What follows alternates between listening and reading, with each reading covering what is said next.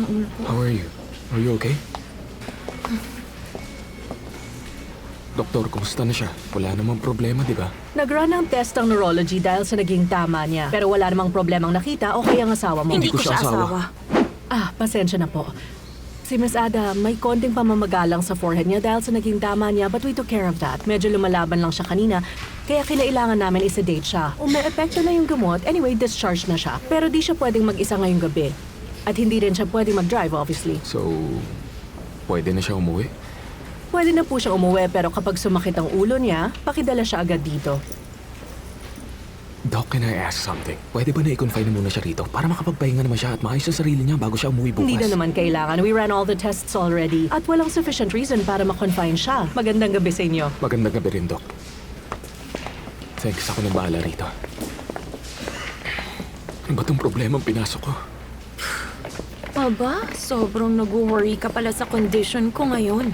Sobrang nakaka-touch na iiyak pa nga ako eh. Huwag kang mag-alala. Hindi naman ako magdedemanda. Talaga, absuelto na ako.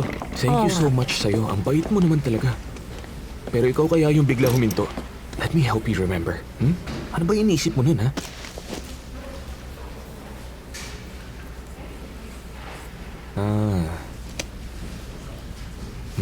Naintindihan ko na. Naintindihan ng ano? Forget it, wala yun. Ano ba? Sabihin mo na lang. Heartbroken ka. Bakit mo naman nasabi yan? I can read people well. I mean, yun ang trabaho ko. Bakit? Psychic ka ba? Ba't di mo sinabi nung umpisa pa lang? Writer ako. Let me guess yung nangyari sa'yo. Nakipag-break siya sa'yo. No. Nalaman mo. Na pinagpalit ka sa iba. I'll give you an advice. You'll be okay. Believe me, everything will be okay. I will be okay? Everything will be okay, really? Ang galing ng advice mo, ah. Look, matapos ang isang breakup, yung mga lalaki, usually they become a big mess. Ang mga babae, they will be devastated. They invested so much of themselves for it to fall apart just like that. Pero pagkalipas lang na ilang mga buwan, nakakabangon agad ang mga babae kasi nakikita na nila agad yung realidad. And they will realize the tears are not worth it. So gumaan ba yung pakiramdam mo? Tapos ka na. Ay, alam mo, I would love to stay here pa sana at pakinggan ang napaka-interesting and thought-provoking theories mo tungkol sa love. Kaso, wala na akong oras. Uwi na ako. Hindi yun mga theory. Dahil hindi naman totoo ang love. Hindi totoo ang love? Oo, di totoo. Kailangan kasi meron kang emotions at puso para ma-in love. Pero dahil wala ka naman ng mga yun, tama ka naman. Ay, naku naman. What are you doing now? Eddie, pauwi na. Pwede na po ba, sir? Sige, ihahatid na kita. No. Look, hindi naman ako atat na ihatid ka pa uwi. But nagkaroon tayo na aksidente and the least I can do is take you home. Late na rin naman. No, thank you. Dinala mo naman ako sa ospital, okay na yon.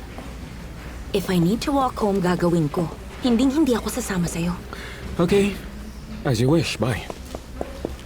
Just go. Ay.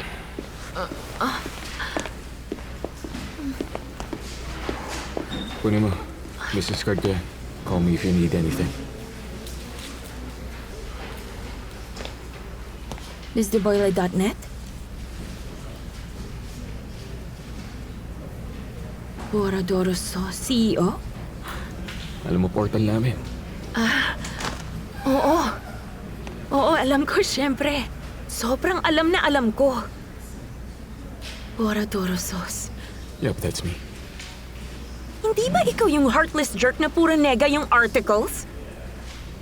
Please, huwag ka magsalita ng ganyan in public. Relax ka lang. Pero totoo naman yung mga sinasabi ko, ah. Kasi puro kanegahan ang sinusulat mo about marriage. Just listen. Nabasa ko articles mo at sobrang disagree Ang ako. sakit mo na talaga, hindi marunong makinig. Look, I'm not the man you saw in that restaurant. I mean, it was me, but I was doing an interview. Para sa gagawin kong new series, okay?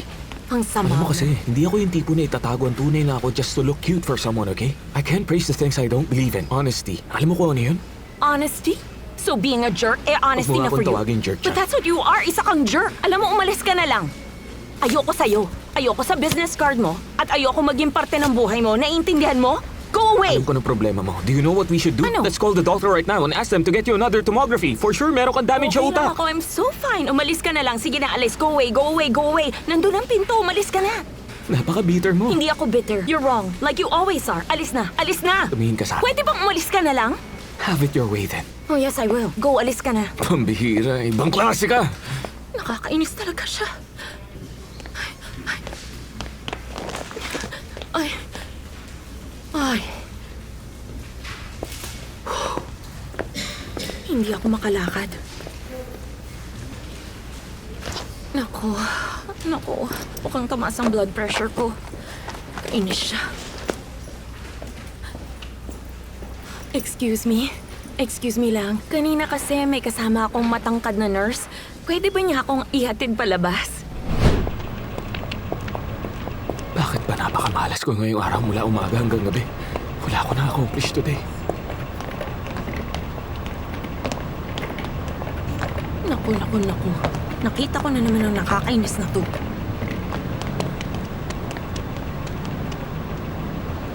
Okay na po, ma'am. Thank you sa tulong mo, ah.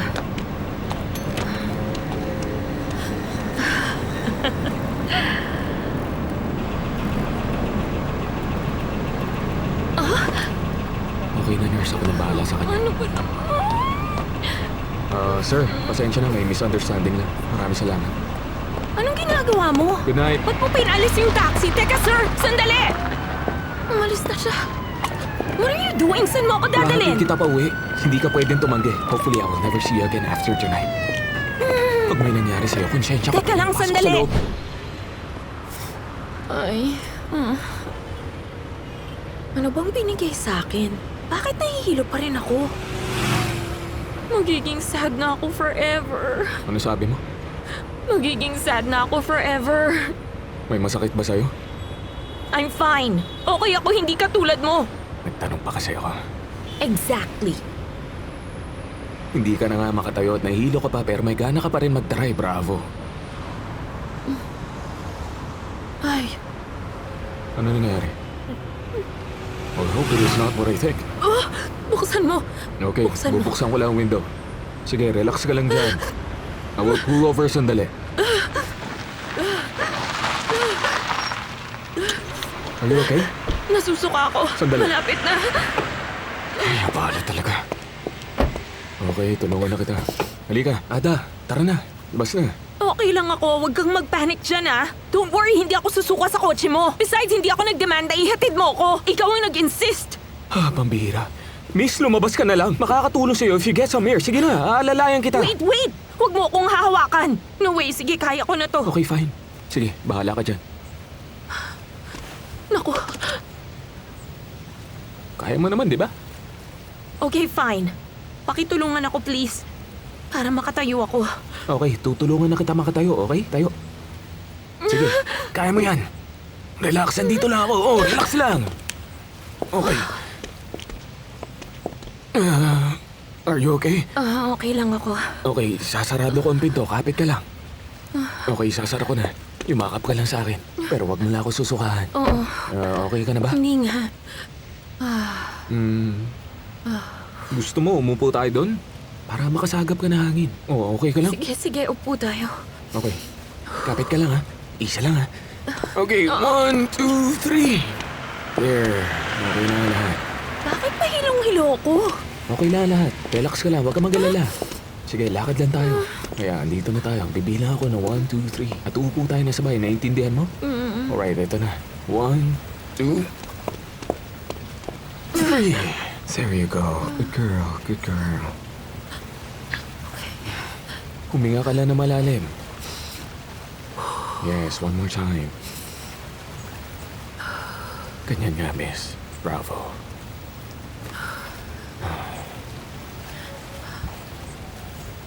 Do you feel better na? O nahihilo ka pa? Hindi na ako nahihilo. Medyo okay na. Okay, good.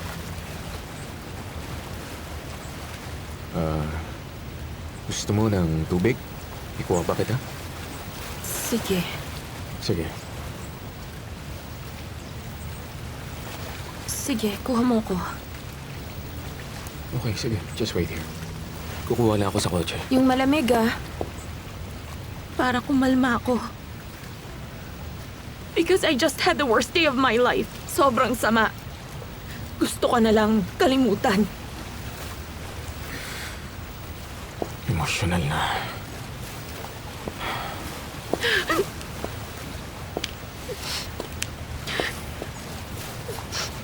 Hold my hand.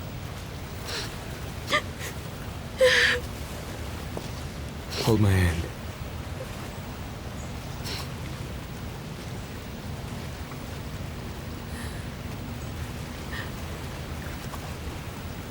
It's all right. Sige. Teka, sandali. I got you. Come on. Come on. Come on.